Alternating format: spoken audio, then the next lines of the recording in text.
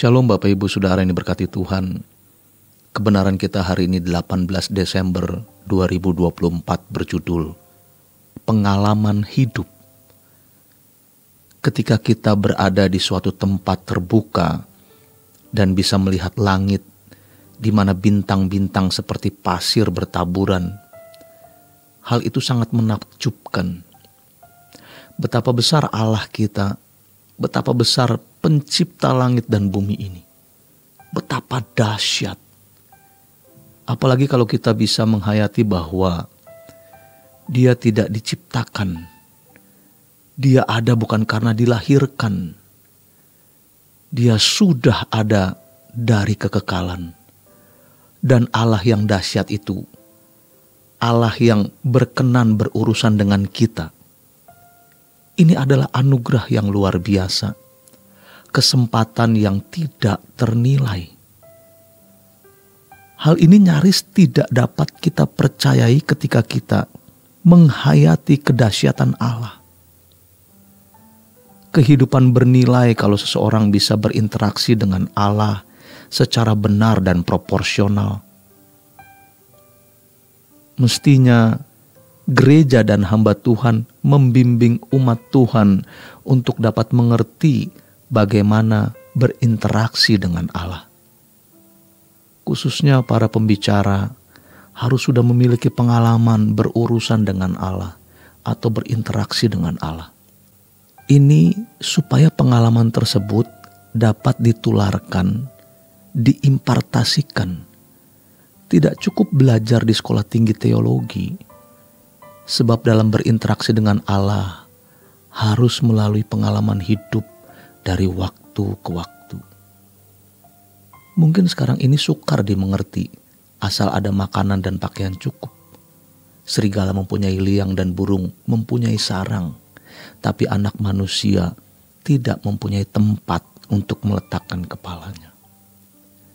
Bagiku hidup adalah Kristus dan mati adalah keuntungan. Dan hampir-hampir kita tidak pernah mendengar orang mengajarkan hal itu. Lalu, apakah berarti kemudian kita tidak boleh menikah, tidak boleh bekerja, tidak boleh mencari nafkah? Tentu bukan begitu maksudnya. Justru kita harus hidup bertanggung jawab dengan menjadi dokter, ibu rumah tangga, pelajar, dan lain-lain.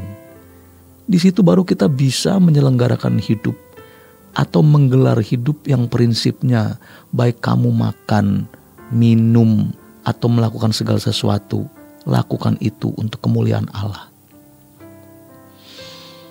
Jadi kita mestinya hanya punya satu dunia, dan itu adalah Tuhan.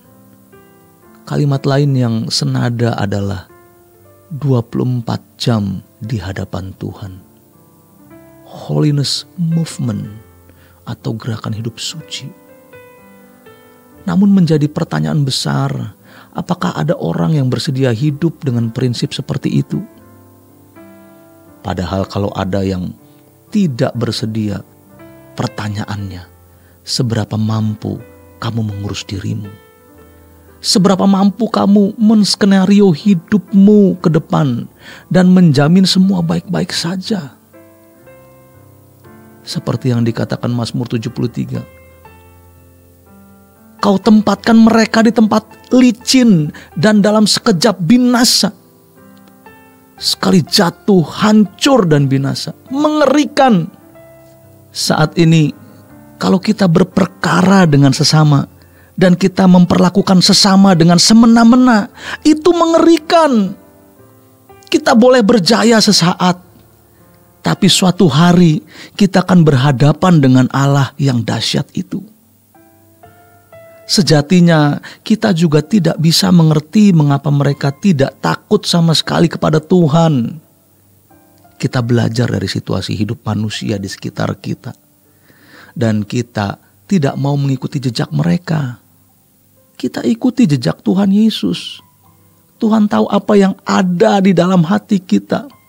Lihat di Lukas 9, ketika orang muda kaya itu berkata, Tuhan, aku akan ikut kemanapun Tuhan pergi. Tuhan tidak menjawab dengan menjawab boleh atau tidak. Namun Tuhan berkata, serigala mempunyai liang dan burung mempunyai sarang, anak manusia tidak memiliki tempat untuk meletakkan kepalanya. Dengan kalimat lain Tuhan mau berkata, makananku adalah melakukan kehendak Bapa yang mengutus aku dan menyelesaikan pekerjaannya. Kamu mau ikut aku? Kalau kau ikut aku, urusanku hanya dengan Bapa di sorga. Tidak ada kenyamanan yang kujanjikan kepadamu. Yohanes 4 ayat 34. Tapi hari ini kita melihat banyak orang Kristen yang masih jauh dari standar itu. Jangan-jangan termaksud kita. Kita berkhianat kepada Tuhan. Sebab jelas kita menyimpang dari jalan yang mestinya kita jalani, yaitu hidup Yesus. Kalau Yesus berkata, seperti Bapa mengutus aku, maka sekarang aku mengutus kamu. Itu berarti cara hidup, gaya hidup Yesus yang harus dikenakan. Kita mau belajar percaya kepada Tuhan yang tidak kelihatan dan menjadi orang yang bisa dipercaya. Itu tergantung tekad dan komitmen kita. Tapi kalau kita bicara bagaimana kita harus hidup seturut kehendak Allah, apa yang Allah kehendaki untuk kita lakukan, mari kita lakukan. Yang penting, jalani tugas kita hari demi hari. Dan sementara kita melakukan kegiatan kita, kita memiliki hubungan dengan Tuhan yang tidak terganggu.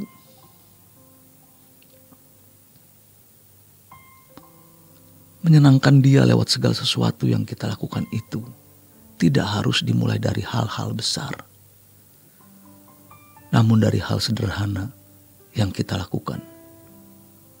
Bekerjalah dengan baik, ramah terhadap lingkungan, mengalah kalau disakiti, mengurus anak, lindungi keluarga kita dengan kesucian hidup, dan kita melindungi mereka dengan teladan hidup kita.